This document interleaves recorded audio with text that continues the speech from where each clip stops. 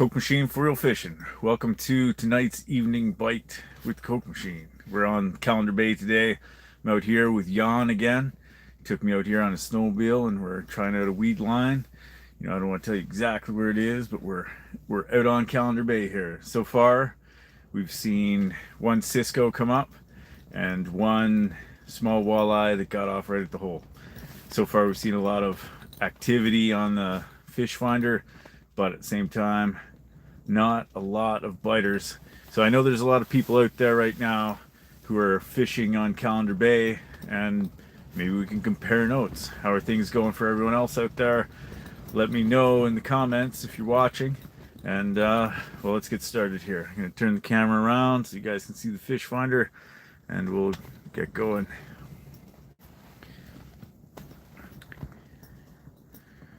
So there we go. So it might be another situation where we need to turn down the brightness on the fish finder there. I'm gonna see if I can zoom on it too.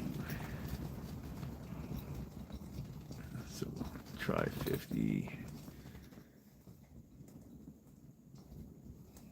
Let's see where that sits.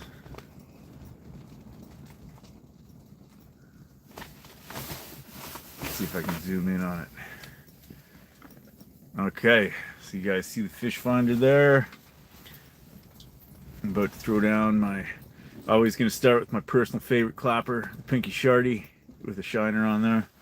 See how that plays, and then failing that, I'll get a buckshot rattle spoon. So Nolan says he's got 15 so far at Deepwater. I've been meaning to check out Deepwater this year.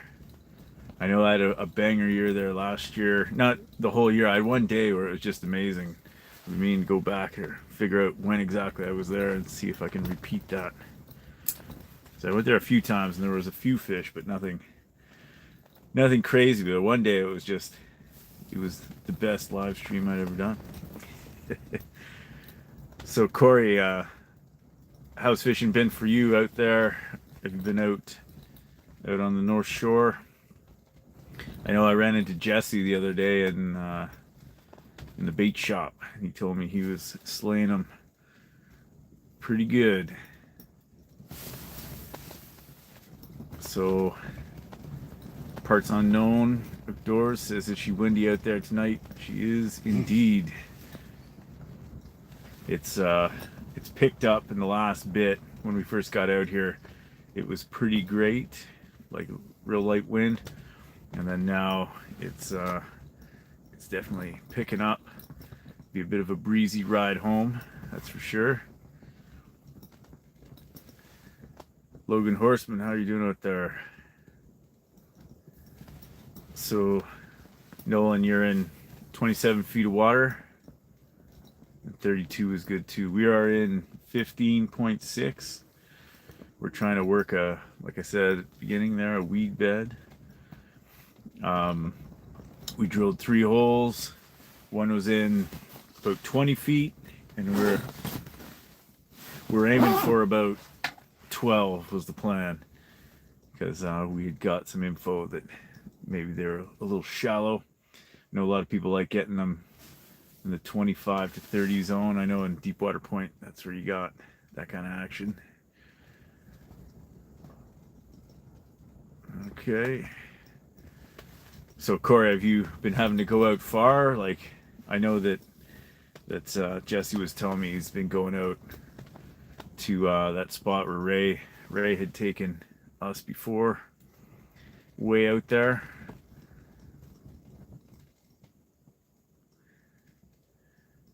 So G Star says, what's your take on golden shiners?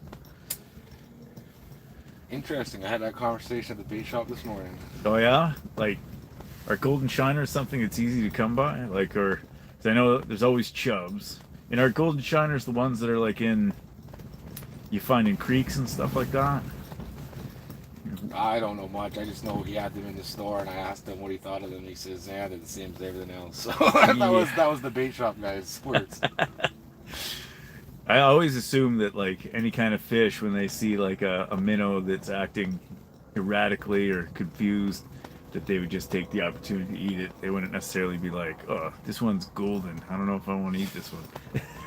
I don't know, because the fish finder, we have enough of them to come up, sniff our stuff, and just take off, right? So maybe they are picky today. Yeah, you know, maybe that's just what we need, some golden shiners. They're not going for the silver shiners today. I guess these ones are just called emerald shiners, right?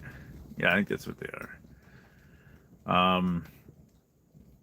Nick Bruce, welcome to the party. Joe, Species. Surprised you survived that ride home through that crazy snowstorm. I did that once a few years ago going back to Toronto, and I tell you, I swore I would never do it again because it was a 7-hour ride when it should have been 4. It was brutal. So when you posted that picture of you driving through that, I was just like, oh man, it's giving me flashbacks. Dizzy fishing. We're hoping to catch some big ones down there. We'll see how this plays out. I ran into some guys today that were coming off the lake at Sunset Park, and they'd been fishing with Perot's Prime Time, and they were very excited and telling me that they had been slaying mad amounts of fish out in Perot's way. I also ran into the man himself. He refused to be videotaped. But that's fine. Not everybody wants to be on camera, you know.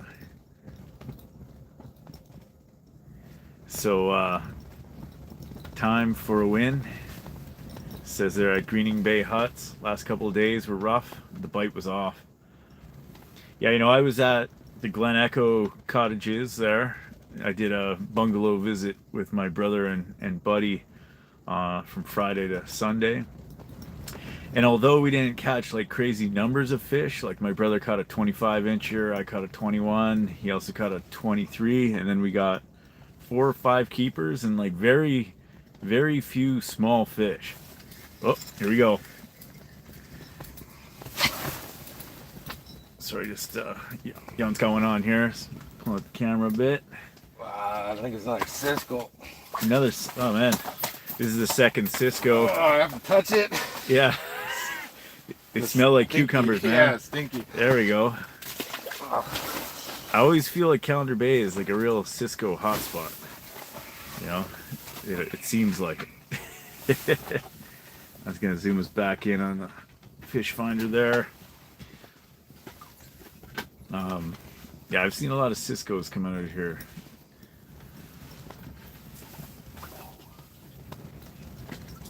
So Corey says he's getting lots of fish in 30 feet.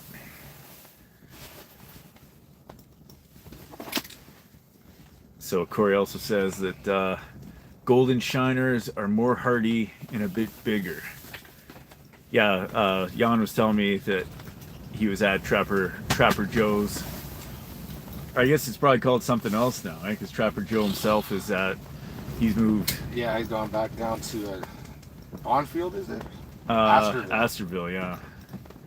Yeah, he's, from what I heard last time I chatted with him, he's selling out of his selling minnows out of his house there. He's got it set up like a shop. I don't really know. Haven't been out that way, but I know Bob Esch is running the shop there, the bait shop, and then I guess he said is John's the other guy. Yeah. John works with him there.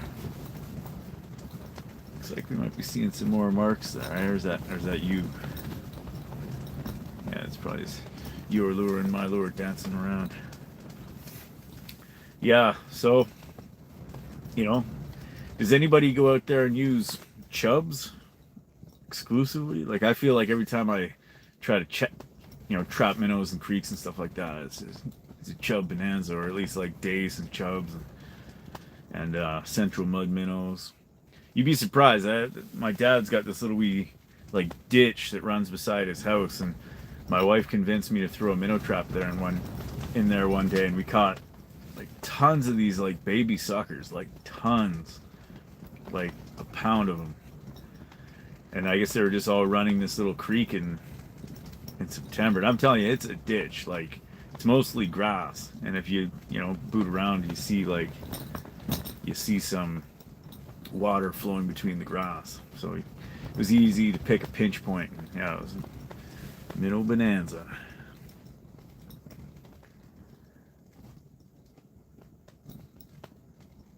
So Joe says Sunday and Monday, 90 fish in 11 hours. So where you were fishing there, Joe, obviously not going to ask you the specifics, but how deep was it there? I'm going to say 30.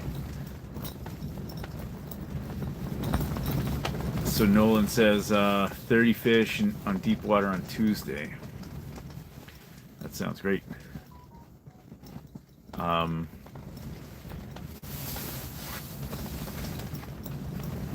Frank, what's going on? Man, this wind's really starting to rattle this place a little bit. We're anchored pretty good. So Joe says he was catching all those fish on chubs. 36 feet. Oh, there you go. And G-Star says chubs are great for pike. Has anybody ever tried the route of using frozen herring for pike? My buddy tries that for Lakers all the time. Oh yeah? Yeah, I think Billy Bob sells the frozen herring there, and you can use those. I know I used to watch like a lot of British fishing videos, strangely enough, and like they were all about this quick strike rig, as they called it, and they just take a frozen herring and have like basically the quick strike rig was a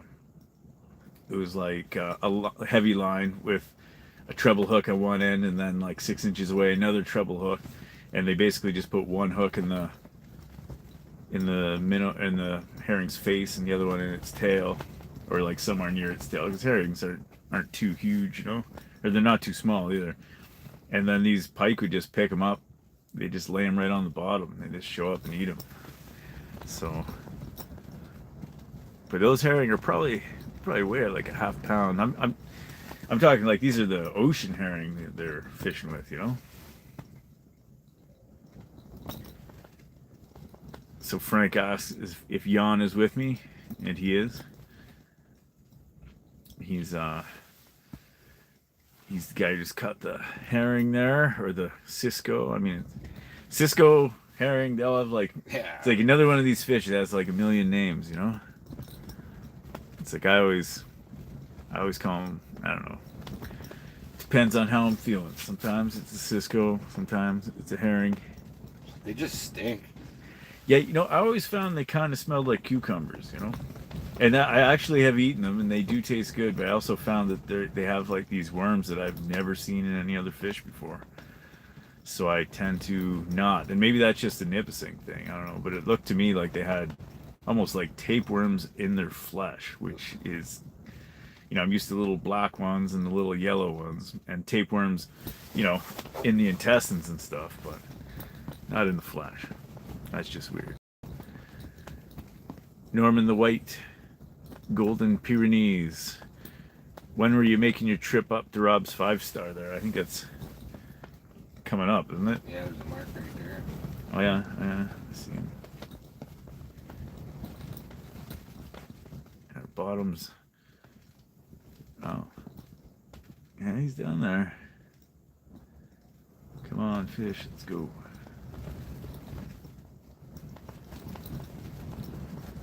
Last week I did alright when I put on like a glowing blade there. Get into that. Man, that the light blowing around, it's adding its own element to this fishing trip.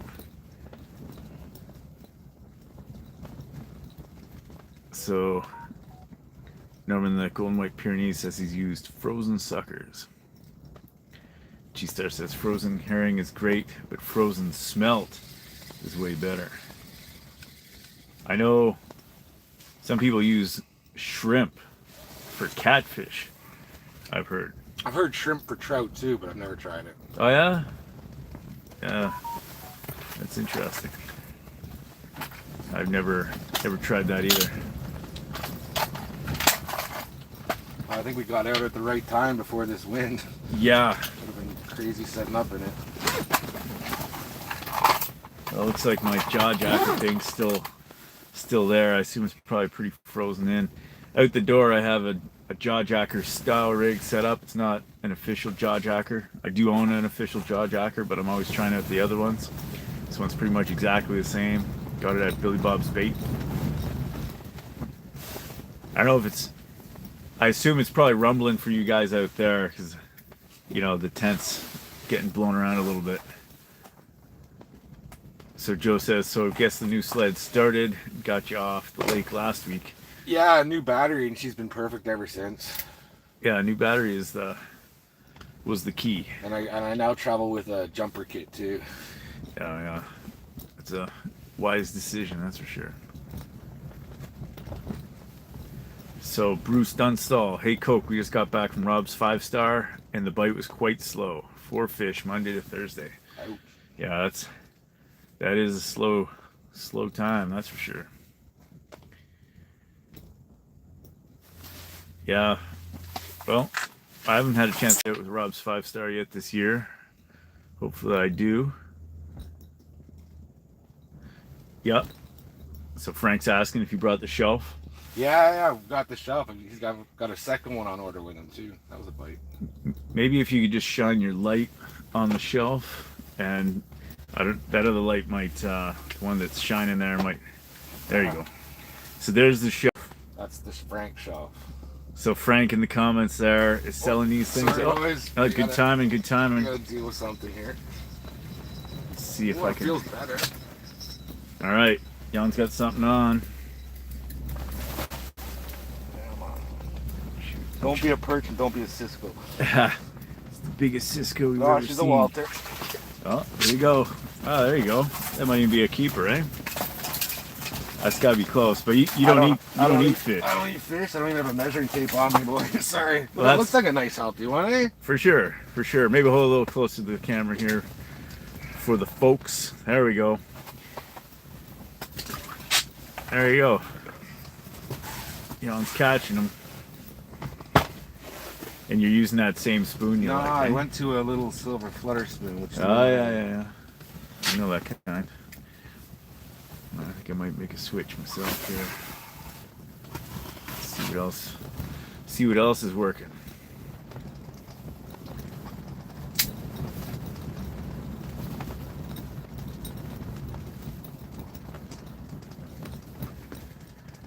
So, Miggy Smalls, you're going to Chili Willie's next weekend with the boys, huh?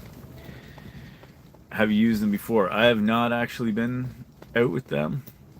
I have met them in person though. I've delivered some lures to them before, or for people that are staying there. So Central Maine Wilderness says, hey, can you shout out my channel? What kind of stuff do you do on your channel there, Central Maine Wilderness? If you wanna say so. I watch these guys that I think it's in Maine that go deer hunting and they track the deer through the snow, and I think it's the coolest thing ever. I kind of wish the deer season up this way. I mean, it has been snowy some years, but a lot of times it's kind of over by the time the snow shows up. All right. Did you have a full? No, I'm just a middle head kind of fisher. A minnow head, That's what yeah. I like, Yeah, you know, sometimes that's what works, man. If I got a dead stick, then I'll put a full minnow on. But if I'm jigging, it's just a minnow head. Yeah. Yeah, maybe what we can do with that light up there, so it's not adding this. That down. That's just rocking too much. It's sort of adding this like. Psychedelic, make everybody get migraines. Yeah, kind of. I was thinking of the movie Psycho with the swinging light, you know, that kind of vibe. Okay, I'm gonna put a glower on here. I'm gonna put on a headlamp as well to make this work out a little better, as well to glow up my fill up my rig for me. See, the good part about having a second guy on the live stream is that, you know, you get to share some of the burden of catching fish, and and if you catch fish, then people are. Oh, there's something. I was gonna say that it was taking a tent down in this kind of wind is where you need a second person, big time. Yeah, that's for sure. How much did you pay for this tent? Oh, this was a cheap one, maybe like 200 only. Is this like is it a Rapella or was it? Ah, it's like an Amazon special. Oh yeah. I had the Freebill to begin with. Yep. And the poles were just, they weren't very good. Didn't break down well, broke, you know? Yeah. And then I just went, my buddy had one of these, saw it, and I was like, you know what? I'm on my own most of the time. There's plenty of space for me. Yeah. No, And don't forget, I used to be a walker, so I had to minimize my gear, right? Yeah, I used to have an HT Enterprises. That was the very first one. Can I borrow your knife there to slice up a minnow here? Thank you. Yeah. No, HT Enterprises. I don't know if they must still exist. Wouldn't believe they just give up. It was a big old 6-man. Of course, it was so many years ago. It cost us $300. Of course, that was a lot at the time. Those are like what now? Like 8 to 12 sort of thing? Oh, I don't even know. Yeah, they're expensive. I know when I got, like my brother and I got a thermal one, and it was 500 and something. It was made by Cabela's, but that was a few years ago as well. And it was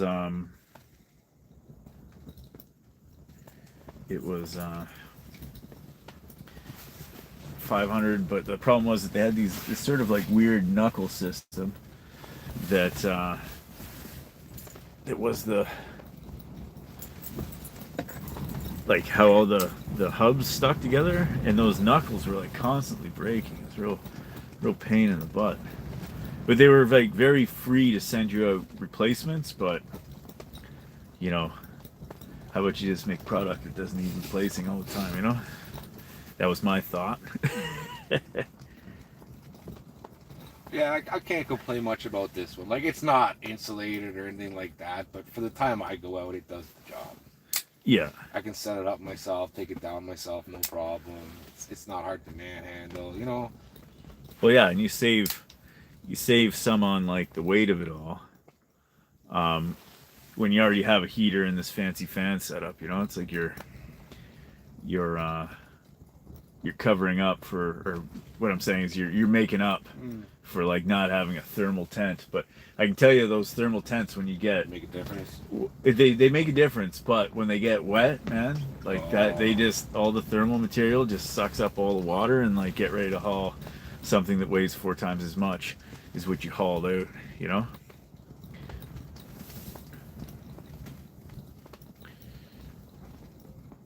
Yeah, Norman, the White Golden Pyrenees. I know that Rob's 5-star there. You know, I've had some really great days there, so I'm gonna say that, you know, there's a good chance you're probably gonna have some good days there, and that Bruce probably has had. It's been weird with the weather. We get warm spells for a few days, then brutal cold spells. Yeah, it's nothing consistent. Yeah, because I've had like terrible days in spots that were once awesome. And like I said, most of the times I've gone with Rob's 5-star, things have been pretty good. In fact, I think I was there one time. I got to ride a people mover with Bruce. Got to meet him in person there. One of the times I was out there with my brother and my kid.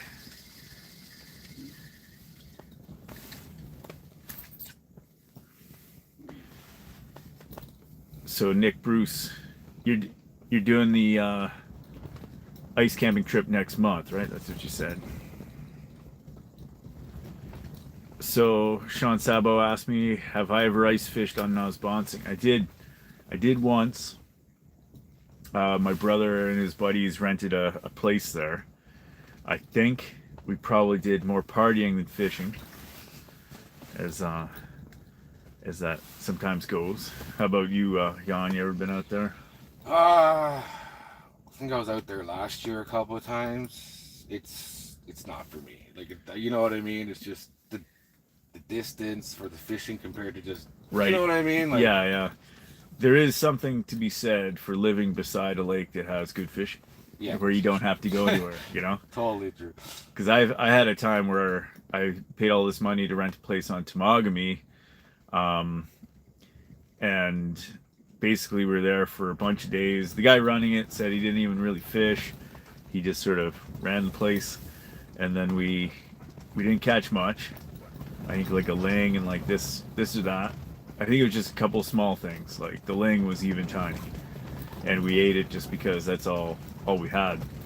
Not that there's anything wrong with eating lings. I've eaten lots of them, but this one was like not particularly big.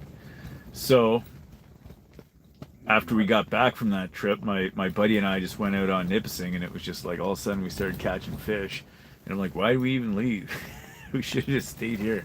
Like, mind you, the thrill of being able to catch maybe a lake trout or whatnot on Temagami is, I think, the draw for me. Like, I always mean to get out there and try to catch some Lakers. Did you have a hit? No, no, I was just thinking of my time on Temagami. Yeah, Right, yeah. remember I told you the double hole thing last year? All day, nothing. Yeah. And right at the end of the day, an absolute monster. Okay. It was a Laker? Yeah, Laker. Man, I've seen some real juicy Lakers come out of that lake. Same with Trout Lake. You know, they got the week open of fishing there. Yeah, yeah. I recommend hitting that up. I'll show you a picture later of what I got out of there last year. I'm always meaning to go during that 1 week that it's on. But I haven't. I haven't tried it. But maybe maybe this summer here when that comes around, buddy, you can invite the old Kokemachine out for that. Huh? Yeah, last year was my first time, and it's definitely going to be a yearly thing. So were you like trolling or jigging or? Trolling, you know? Trolling.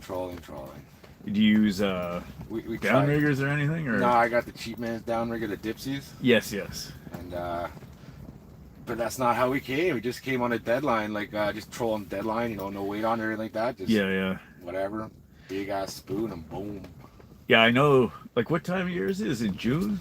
It's early summer, yeah. Yeah, because I know that I've done in another Temagami area lake there. I remember going in June, and I was getting Lakers like hitting beside the boat, and it was pretty wild. But I guess when the water temperature is pretty cool, they're all over the place, especially in those lakes where there's lots of them.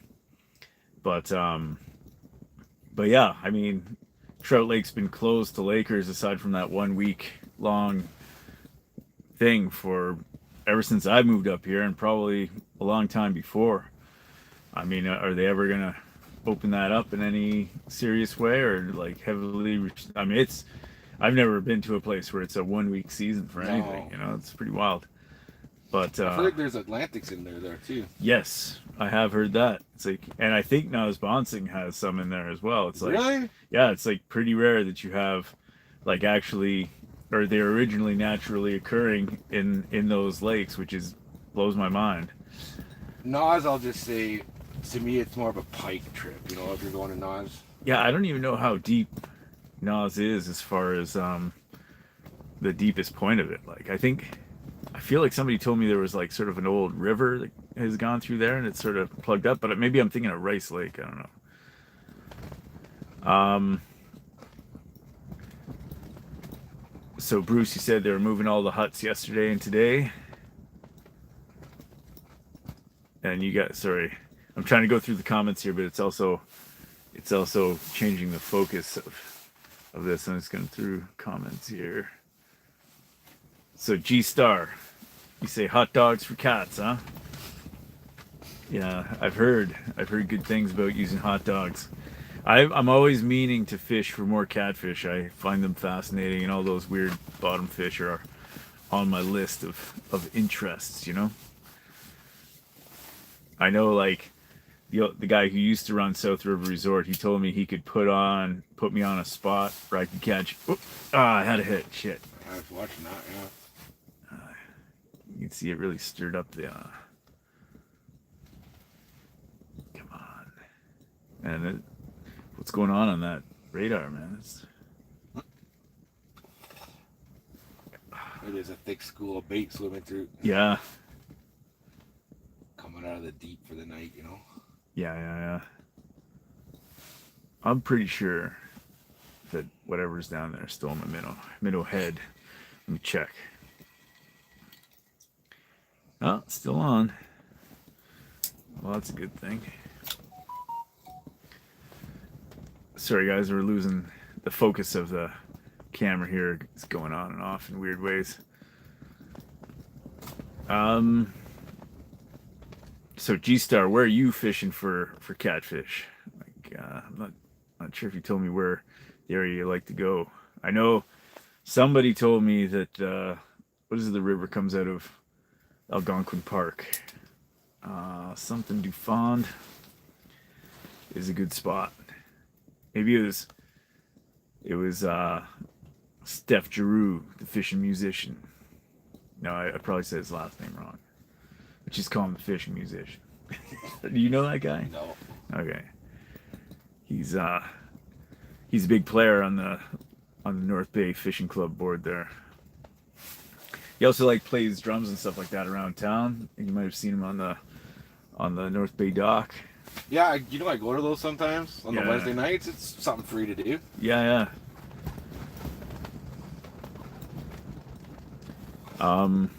Once in a while, they'll have a decent band, but free night, no problems. For sure. There's a mark. There we go. Come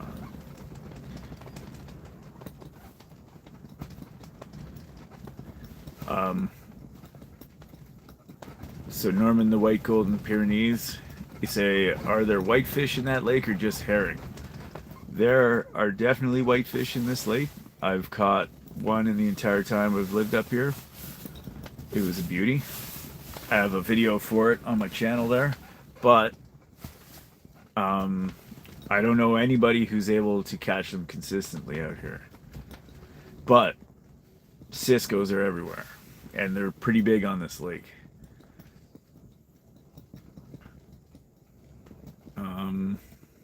Sorry, just going through some more comments here.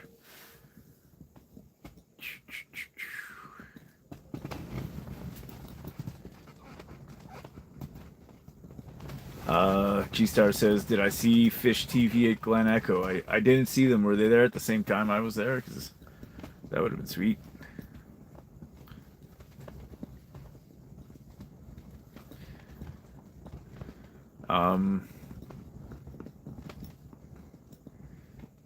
So Norman, the white golden Pyrenees, says, I like those shells. They don't work in my pop-up. I've only got two sides to mine. Huh. Sorry, I seem to be having some focus issues here with my camera. It's everything to do with me going through the comments here, so I'm just going to try to go through the comments. If it's a little bit fuzzy, then sorry about that.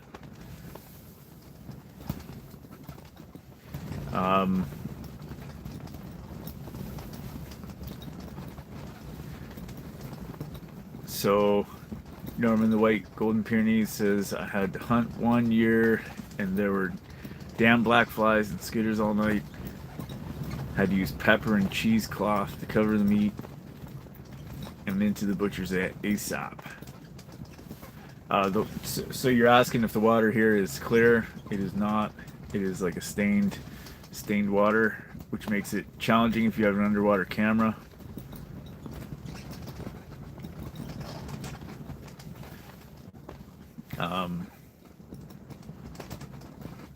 So I'm just going through some more comments here.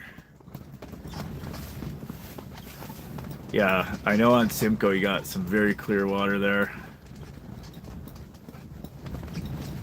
So Nick Bruce, you say you're hoping to meet me up on Friday for some clappers. Last week, I probably didn't tell you guys about any of this. Maybe I did. I went to sell. I got way ahead of time. Sorry, I'm just gonna try to fix the focus on here. I was way ahead of the game. I was had all these clappers made up. It was great. I was like primed to sell all kinds of clappers, and then I woke up at 3 o'clock in the morning. My furnace was out of commission, and I was like waking up shivering. don't know if it's because of the lighting. Sorry, I was going to put on my headlamp here. I apologize again for the focus issues on my camera here. Hopefully this light helps that. I don't know how much you guys are watching, how much you're listening, but hopefully this does the job. Man, what is the problem with this thing?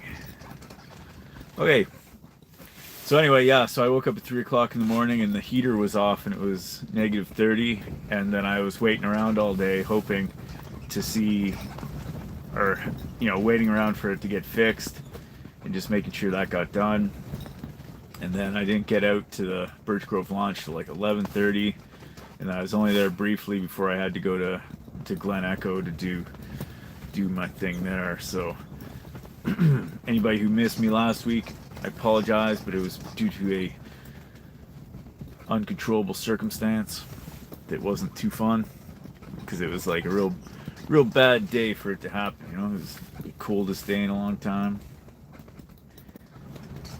So, oh man, fish totally just had it in his mouth, and then just like I just felt me pull it out of his mouth. Oh, come on. Did it again. I hope I'm not just catching the side of my hole or something. No, I was watching one on there. It just looked like it was sitting right under you. Yeah.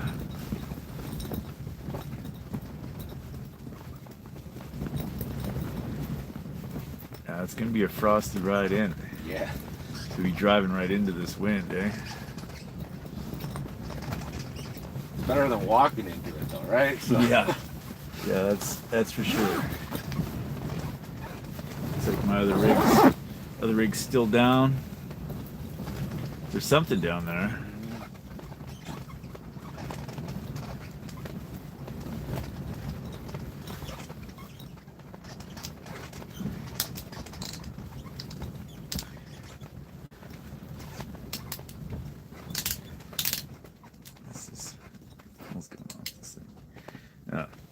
Got it on upside down. That'll do it.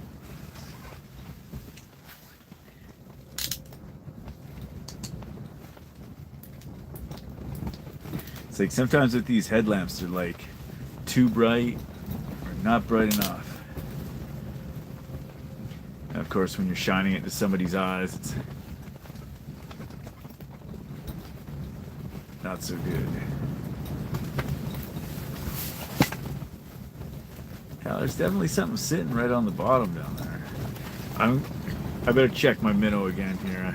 I feel like he probably ate it. I did. There you go. See, you said you've never caught a mud puppy out here, right? No, never.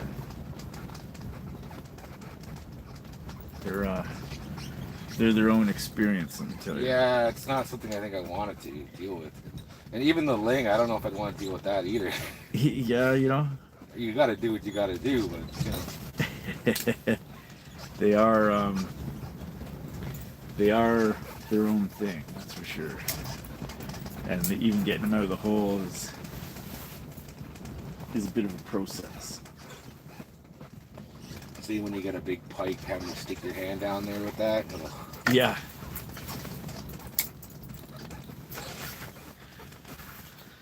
Okay, got a new minnow tail on there.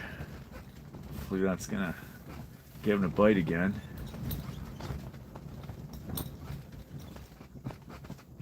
Looks like you're working him over there. He's just not going for it.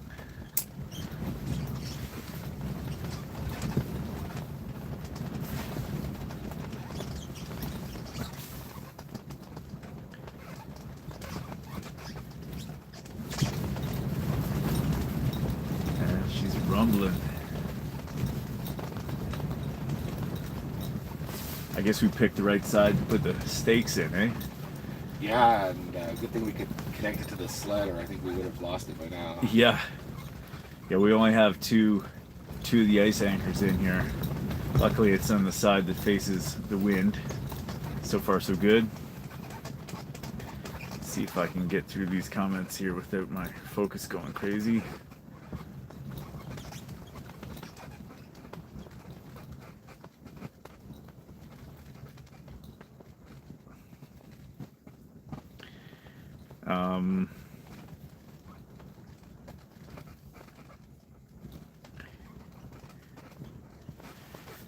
So, depending on what time we leave Rob's Wednesday, I may drive up to Elk Lake and cut across 560. That sounds like a good time.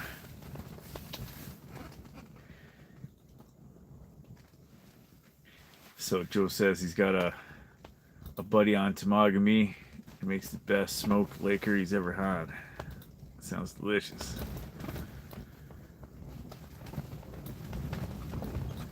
Meteor Lake. Where is that one?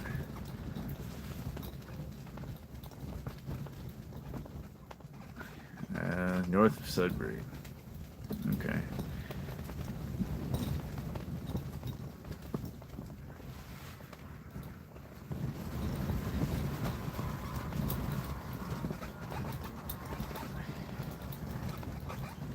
See any more fish down there?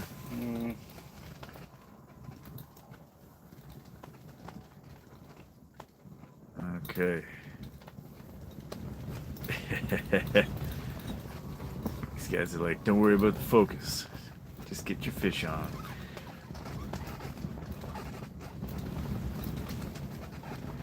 Pickled catfish. Never had one of those. I have had pickled herring. My dad's always serving that stuff up. I guess I am half Finnish, so I often get into a lot of these pickled and smoked things. So pickled herring and of course smoked salmon are always high on my list of tasty things to eat. I got the Polish in me, so I'm used to all the weird stuff on the table. I don't eat it, but I see it. So what kind of stuff are we talking here? You heard of barsh? I call that vampire soup. Is that the beet? It's like a beetroot soup. Yeah. And there's like gowamki, which are cabbage rolls, right? Huh. And then there's galaretta, which is just, I don't even know how to describe that. It's like jello with meat. It's weird. Yeah, I mean, I've had cabbage rolls and borscht, but never jello with meat in it. What about mushroom picking? Do you ever do any mushroom picking? No. No? That I enjoy that. Okay. Do you ever go out around here for mushroom up here is brilliant, yeah. Yeah, you know, I've picked what do they call them? Lobster mushrooms, and eaten those, and those are delicious. But I don't know that much about other ones, or at least I know like different kinds, but I haven't tried them because usually they're like, you need to boil this one for a while so it doesn't taste like you're eating a sock, you know. You know, like I assume like is it bolette mushrooms? They look pretty chewy whenever I see you. I don't even know the English names for them. Okay. Yeah, we call them opinki. Oh. Huh. So, you speak Polish? Not really, but I can understand it. You know what I mean? Right. We grew up with, I guess, my grandparents were the ones who last ones to, you know, speak it all the time. Yeah. And or my great grandparents. So when I was a kid, so you know, you learn to understand it, but I never really learned to speak it. Yeah. No, I like my dad's parents came over here right from Finland, and he was here, like was born here, but I guess for the first few years of his life, he only spoke Finnish, obviously, because his parents only spoke Finnish. So he always tells me he's got a 3 or 4 year old's understanding of Finnish. So like when, I've, been to different events or whatnot, and like some Finnish people come up to my dad and just start talking Finn right to him, and he's just like, okay, I'll be there in a minute.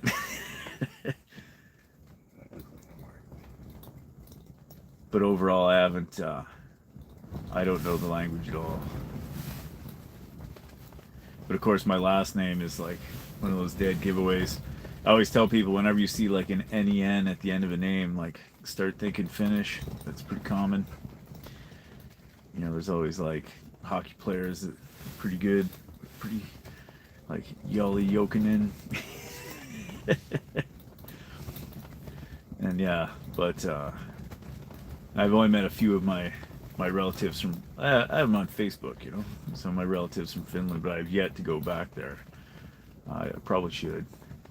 Probably should before my dad wigs out, you know. Cause You know what? I wouldn't put too much weight in it, only because I did the same thing last year. Yeah. I went back home for the first time ever. Yeah, Forget that. I'm Canadian. yeah. So you got to meet. Do you have like a lot of relatives over there? Oh yeah, we got relatives everywhere. I went to England, right? Yeah. But yeah, not. Put it this way: I had a place to stay, and I ended up going for a walkabout on my own for 7 days. Oh, okay. Did my own thing. Yeah. But it was an adventure.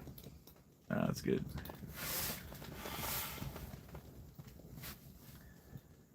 Very different culture. Yeah. Very different. Yeah, I bet.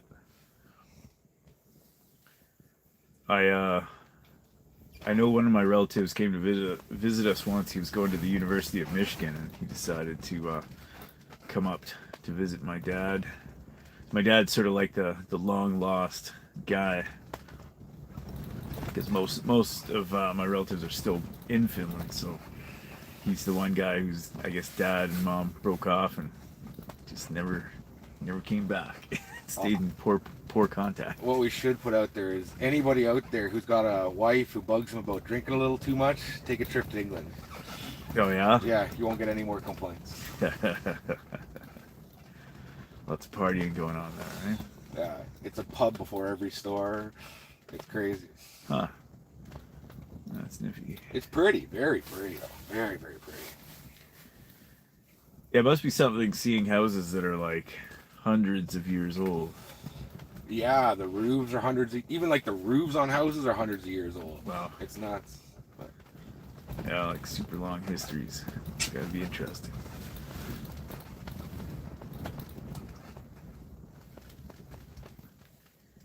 Yeah, Jeff Burnett says Finland would be a great place to ice fish. Yeah, they've got, I believe over there they have the Xanders, which are just like giant walleye. You see pictures and you're like, that's the biggest walleye I've ever seen. And they get huge. Like I always wonder, like even in the UK and whatnot, you get pike that are seemingly bigger than the pike that we get here. You'd think with our massive waters we would have just enormous ones, but I guess we have the muskie, you know. So. But Coke, we can go out for free here. Yeah. Like anywhere we want for free. Over there, it's pay to play. Yeah, that's right. They have all these pay to play ponds and stuff like that. Yeah, I know that because I've watched quite. Yeah, oh crap. I've watched quite a few carp fishing videos because I'm also a huge fan of carp fishing. And oh boy, things are starting to get a little rowdy with the wind here. But yeah, everybody there, they like rent like a little slot at the side of a big pond and set up. They have like so much gear they show up with, like all these tents and stuff like that. And they got like all these alarms that go off when a carp hits. And I guess the waters are so pressured that they might catch like a carp here or there. What you looking for? I have a minnow head. I'll go with full minnow. Yeah. Like over here when I'm fishing at Rice Lake, like you're talking about catching, you know, you could probably a slow day would be like five carp per guy, and they're all like 12 to 25 pounds. It's a pretty fun way to do things. So Joe says he perch fished in Lapland above the Arctic Circle a few years ago. I bet they got giant perch over there too, right?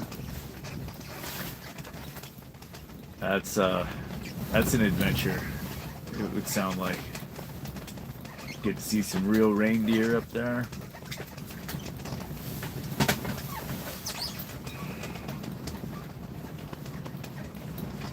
So is it like snowing out there, or is it just wind? Didn't say it was gonna snow, so. Yeah, it doesn't. I don't see any snow out there. It's just, And remember, it always sounds worse inside. yeah, you're right. You're right. I remember I posted a video, I think on like Instagram or TikTok there, where it was like I was in my pop-up, my flip over clam, and it was just like everything was like it was quite the day. You know, I tried fishing anyway, but you know, I was hoping with the wind that the fish would still be on the bite, but apparently not. Fish were hugging the rocks, I guess.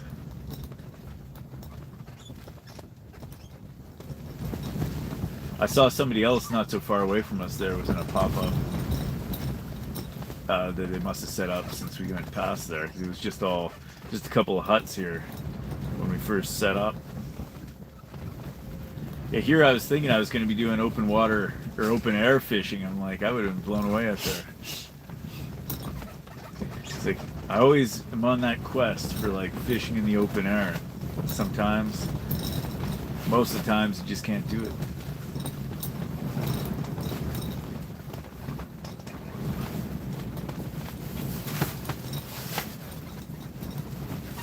So Jeff Burnett says, a 5-fish day is an extremely slow day of carp fishing on rice. Yeah,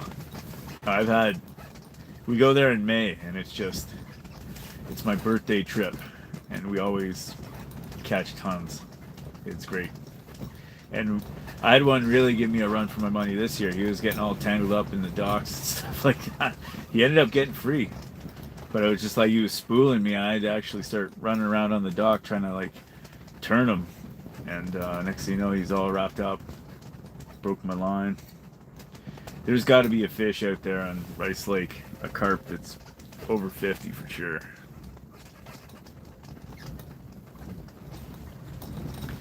So Nick Bruce says, carp fishing is great fun. Yes.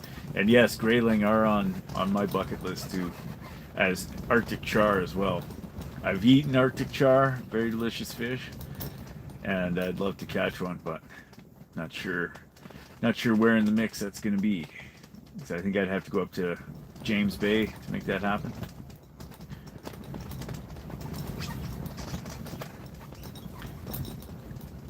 So I guess we got about 8 minutes left in the hour, and then so let's start catching them here.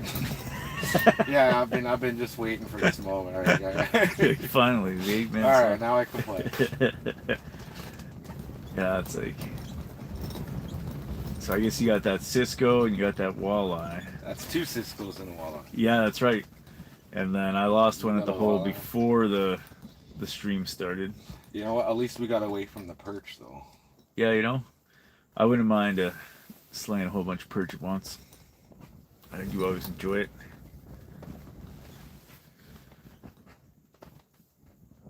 So Joe says lots of reindeer camped by dog sled as well. Wow, that is a different way. So what were you doing up there, Joe? Like, are you just on a quest for a massive Lapland perch? I assume you're up there for other reasons.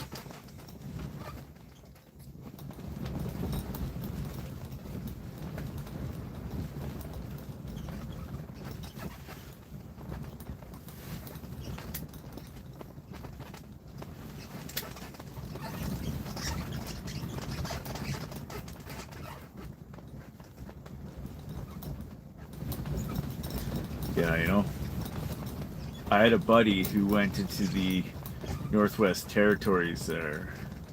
He was doing some sort of summer camp stuff. He did a lot of stuff where he was like a canoe guide or something like that.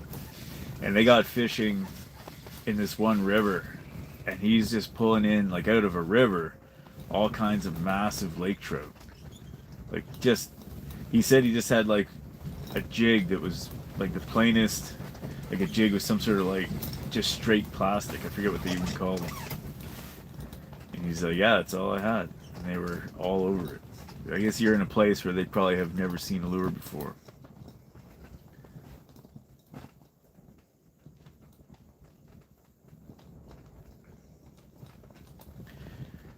It'd be nice to get into something like that.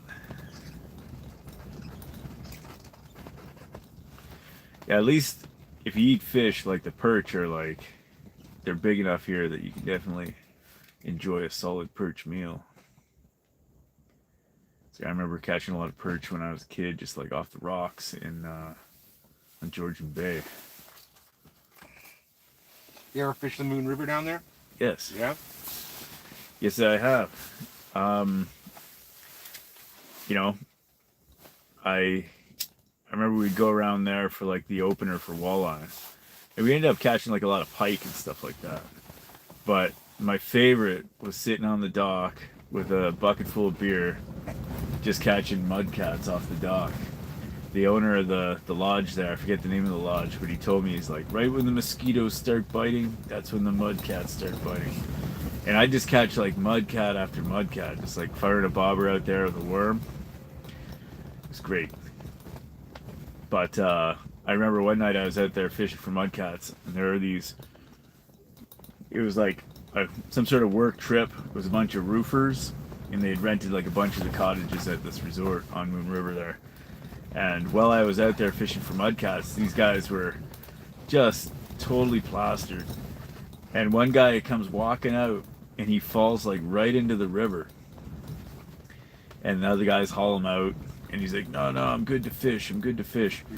And they went out with this guy just like dripping wet, and just like started just trolling along the shore. And I believe they were rocking like the big old like J13 Rapellas.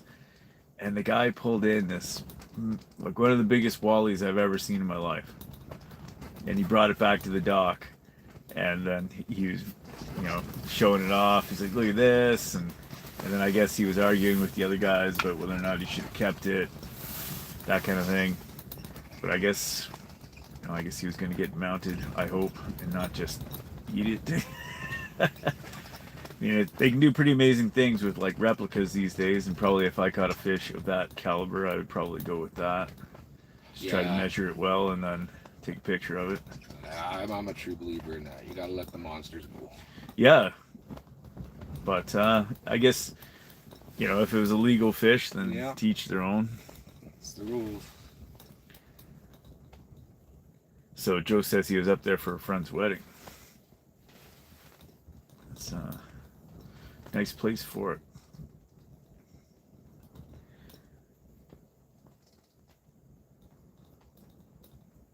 Yeah, but it's interesting because on Nipissing here, if you were to catch one of that size, you can't keep it at all.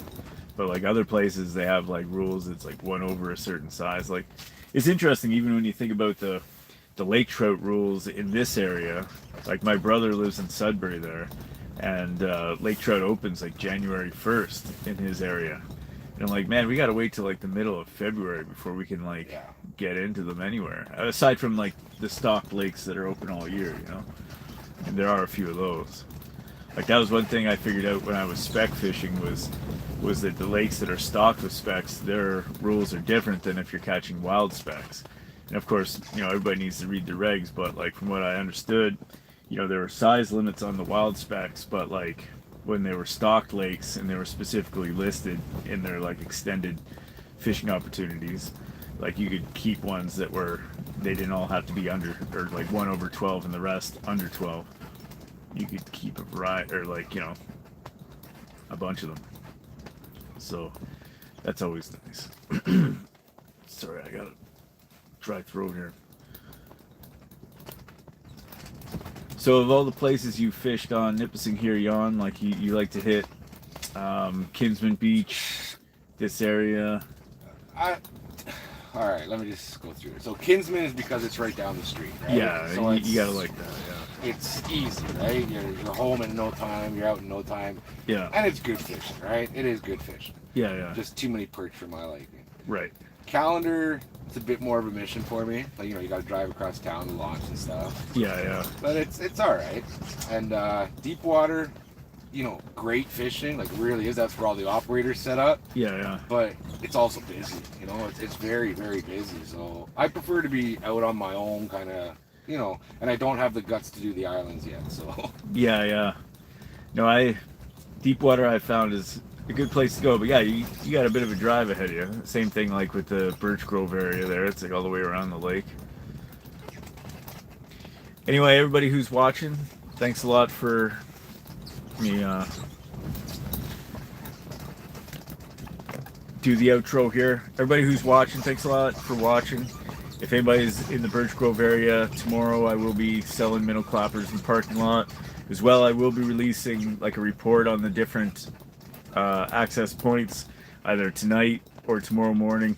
And as well, stay tuned for like some mini reports because I didn't get all the access points, so I will be hitting the Deepwater Point access point and probably posting a short, like in the short format report of there, and probably Birch Grove as well. Otherwise, I did a report today on the Callander Bay and Sunset Point. So stay tuned for that. Thanks everybody for showing up for this, and catch us next week. We'll be getting out there again for some live streaming. I'm not sure how I'm going to do it. I know I'm still due to take up Bernie Giesler on getting out with him.